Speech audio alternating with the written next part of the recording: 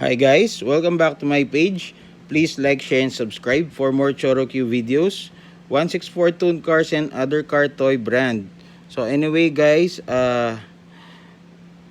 this is all Chorokyu and this is my custom made collection guys. Uh, they are all Chorokyu standard size guys. Some are high grade and some are plain. Uh, So anyway, this is my first custom or customized Cherokee guys. This one guys has a little bit damage when I bought this through Trip Shop guys. This is a special edition, the gold series guys, but the gold on its body is kind of bit faint, what they call this, faded guys, and then it has missing wing guys. So I just look for another wing that will fit, and then I bolted it. I screw it guys, as you can see, and then I just painted it Gulf team guys.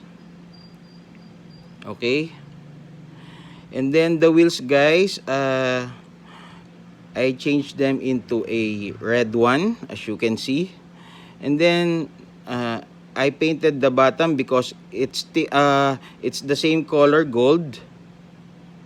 So this one guys is Japan. So this is my first customized Cherokee, Mercedes-Benz Sauber C9. Okay. And then what is the second one? This one guys. The second one, it's a Toyota Land Cruiser, small wheelbase, SWB. This is a brand new one guys, with the 5 spokes chrome wheels, but because I just wanted to look what they call this soft top model, I just put a masking tape on the top guys to look a canvas color guys, as you can see. And then guys, I put a snorkel from my previous toys, from my son's toys guys, and cut it out to make it little guys to fit in my Cherokee. And then I just put marker on the Toyota in the grill. One thing guys, I swapped the steel, the 5 spokes chrome wheels into a steeless wheels guys, to look complete the Toyota Land Cruiser into a old looking Land Cruiser guys. Okay, and it has a sunroof, but I already closed it guys because of the masking tape that looks canvas guys. Okay, next is this one guys. It's a Cherokee Suzuki Carry, Mr. Donut guys, and convert it into a wrecker truck or wrecking truck guys. And then this one guys, I already bought this through online for the towing. It's a 3D print guys, as you can see. And then this one guys, in my old toys, I just got it to look complete in my vision guys. Then it's kind of bit rough paint guys because what they call this, when I'm painting this guys, it suddenly rain guys. So anyway, it's a Suzuki Carry Mr. Donut, standard size. What else? Oh, this one guys, this is a Toyota Land Cruiser, Toyota Hilux guys, vintage one.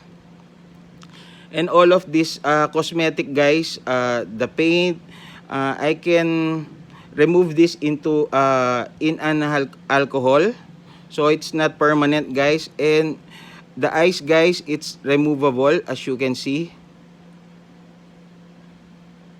so I cannot damage the value of this rare Toyota Land Cruiser, Toyota Hilux guys. And then at the bottom guys, the camper shell, it's only removable guys. So the original roll bar still in there guys. This is Todd from Disney Pixar. And then this one guys, the what do you call this, airship, it's only double adhesive tape guys. And then this one guys, it's only what they call this, I just glue it guys. So they are not all permanent guys. So anyway, this is a Toyota Hilux vintage one, Cherokee standard size. This one guys, I just bought this from thrift shop without tires and without windshield. So I just put a windshield that looks fit and looks identical. Then I cut some parts of the windshield to fit on the Volkswagen guys. And also this is a standard Cherokee Cabriolet.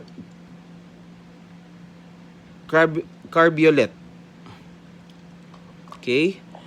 And then what else? This one guys, this is a Toyota quick delivery van. Original color is silver. So what they call this, I made it into a Doc Brown service vehicle from Back to the Future. As you can see, it has Doc E. Brown Enterprise from the Back to the Future one guys. So this is a paper decal with a masking tape. And then I did not take this one because what they call this, for my viewers to see, it's a Toyota quick delivery van guys. So it's still in very good condition. So anyway, what else? This one guys, this is a Honda, I forgot the name, Edis, I forgot. So this one guys is a customized Ecto 1, as you can see. It's a modern Ecto 1 guys. Then I put some parts on the top, came from the other Cherokee that I salvage or has a missing parts guys. Okay, so I repainted it and put some paper decal also guys. All of these are paper decal because Cherokee did not release a Ecto 1 from the movie, so I made one for myself guys, also standard size. And then this one guys, it's a Cherokee excavator. It's just a regular excavator guys. This one is a regular excavator without the only moving parts guys is this one, and then this one, and then this one guys. So I just custom made it this joint to move guys, as you can see. And then I just put a black marker on the canopy. And then this decal sticker guys, it's supposed to be a Komatsu, but I cannot print that small guys. And then this one guys, it's a supposed to be also Komatsu with the stripes, but this one is unfinished because of this stripes guys. And then the track wheels guys, or track pad, I just painted it black guys. Okay, Anyway, after that, this one guys, this is a Suzuki Carry again guys. It's a closed van. Just cut it to look drop side guys. Then I just put some damaged parts from my other Cherokee to look a service vehicle from the mechanic with old parts guys, as you can see. And then I just painted it in battleship gray guys. The windshield guys, it's only marker. It's kind of bit rough. It's not a sticker. Okay.